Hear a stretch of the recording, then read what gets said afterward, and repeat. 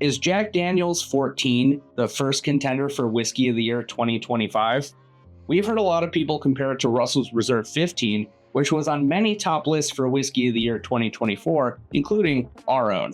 At one point, we weren't very fond of the Jack Daniel's brand, but we've become fans over the years. This was our #1 most wanted bottle of 2024 before they pushed back the release. Yeah, we were so disappointed when that happened. Very. The 14-year marks the oldest age statement released in a little bit over a century, and it is a very nice addition to the age series. Jack Daniel's is coming in strong at the tail end of the winter with 3 stellar aged releases, including a 10-year, a 12-year, and their first 14-year. And the 14-year is bottled at 126.3 proof and includes a traditional Jack Daniel's mash bill of 80% corn, 12% malted barley, and 8% rye. The whiskey is filtered through 10 feet of sugar maple charcoal, also known as the Lincoln County process, at a suggested retail of $149.99 and is an incredibly limited release. It's time to put liquid to lips. Should we test it ourselves? Yeah, I can't wait. I'm getting oak in it. A lot of oak. A lot of oak. I'm getting a lot of sweetness as well. Almost like I don't want to say a cough syrup sweetness, but it's very, very thick. There's definitely something medicinal there. This kind of reminds me of like a slightly diluted version of like maybe Robitussin. It does have a lot of oak to it. So I can definitely see on the nose alone the comparison to Russell's Reserve 15. So, I mean, yeah.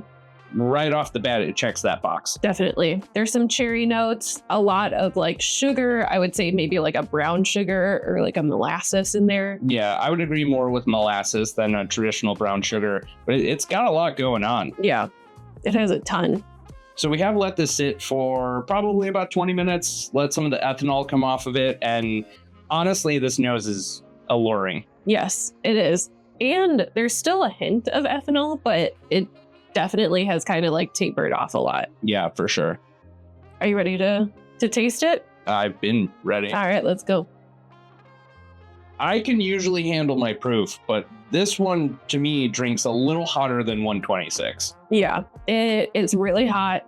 It lingers for a long time on the palate as well. I'm still feeling it, but it's more like a tingle. Yeah, not a lot of hug. It is like a quick blast of spice and heat. Yeah. But there's so much going on with it. I mean, it's got richer notes. There's a lot of fruit flavor. I get drying oak, but a nice balance of it. I got a little bit of tobacco. A little. Yeah, a little bit of smoke coming from, I'm assuming, the oak itself. It's honestly quite complex and it's incredibly oily. It is. It has some like nice, rich fruit notes to it as well. Maybe raspberries or like dark fruit. I would agree with dark fruit for sure. Like dark cherries. Yeah, definitely some dark cherries. You don't really get the signature Jack Daniel's banana. Not at all. Get. No. Maybe like a hint of it, but maybe we should go back in for a second sip. All right, let's go. I still don't really get a lot of banana.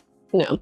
I get more on the second sip. I got a lot more tobacco, but this time I got a hint of vanilla in there as well. Yeah, I would describe this as kind of like sweet tobacco with a little bit of vanilla. You still get that kind of like cigar wrap kind of smokiness to it. It's honestly very good. It's very rich.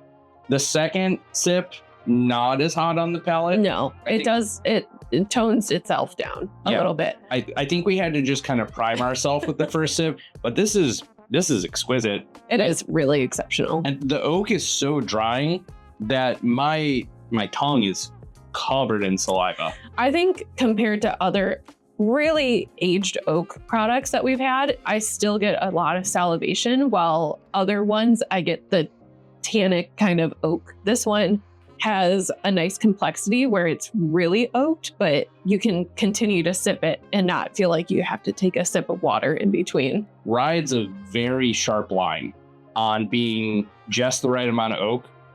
It honestly really enhances the flavor of it. I can definitely see the comparison to Russell's 15 now that I've tasted it. But where you have like the very overt, like medicinal cherry, very much like kind of cough syrup and cola flavor, this has so much more complexity. This kind of has the same leatheriness that I usually come to expect from like Journeyman's. Yeah, but I can see that. But it's a little toned down in comparison.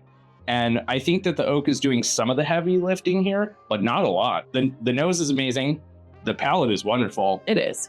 The finish really kind of switches it up on you. You would expect it to be incredibly drying for how it feels on the palate. The salivation is definitely there. Yeah. But it has sort of like this weird yin and yang balance to it where even though it's very rich on the palate, it's a little dry on the finish. And it honestly makes you long for another sip. Yeah, I would agree. How much would you pay for this bottle? Oh, that's tough. This is going to be sought after. We have seen people already asking for $700 for this. Which is wild. Yeah, we did not pay that. No. And we would never pay that. I would not. If we ran out of this and we really wanted to get another one, I would probably pay like $350 to $400, although I know it's not going to settle at that price. I just know it's spicy corn water that's aged in oak. Yeah. So would you back this up? If I had another chance to buy it at MSRP, I would 100% would get it another bottle. But if I had to pay more than the cost of it, probably not. Good luck. Yeah. With an incredibly limited release, the odds of you finding 2 of these for MSRP is probably relatively low, except for one person that we know that's probably watching this right now. But overall, very solid, really amazing. Jack Daniel's continues to build off of quite an amazing rebirth. Yeah. They went from being a shelfer to a lot of people's bad college year experience to a run-of-the-mill mixer that you decided to throw Coke into. But now, if somebody brought Coke anywhere near this, I would slap their hand. I would slap the Coke away. But honestly, it would make a really great Jack and Coke. Don't you dare.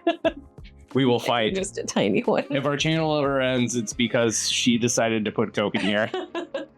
But honestly, this is phenomenal. I get all the fanfare. I get why people are already calling it a whiskey of the year. This is going to be a hard one to top. It is. And so early in the year as well. Yeah. I'm excited to see what else is out there, but we're in March. I know this is going to be one that I'm going to have to stop myself from going back and drinking. Yeah, this is going to require a lot of patience, a lot of self-control, and a lot of Lord of the Ring Gollum eyes where we're like, should we go for it? Should we grab it? Is today the day? We finished a work day. It's time to celebrate. Yeah. But yeah, if this is in your market, I mean, obviously try before you buy it. $150 is not an approachable price tag for everyone. If you find it at a bar and it's at a reasonable price, absolutely try it. If you can get it for MSRP, 100% treat yourself. This is definitely worth the find. If you've tried this, the 10 or the 12 year, let us know your thoughts below in the comments. If you think that this is a Russell's 15 killer, let us know your thoughts below as well. We're interested for all the spicy gossip. And if you like this video, be sure to give it a thumbs up. It helps our channel grow. Yeah, and subscribe for more content like this in the future. Thank you so much. We'll catch you next time.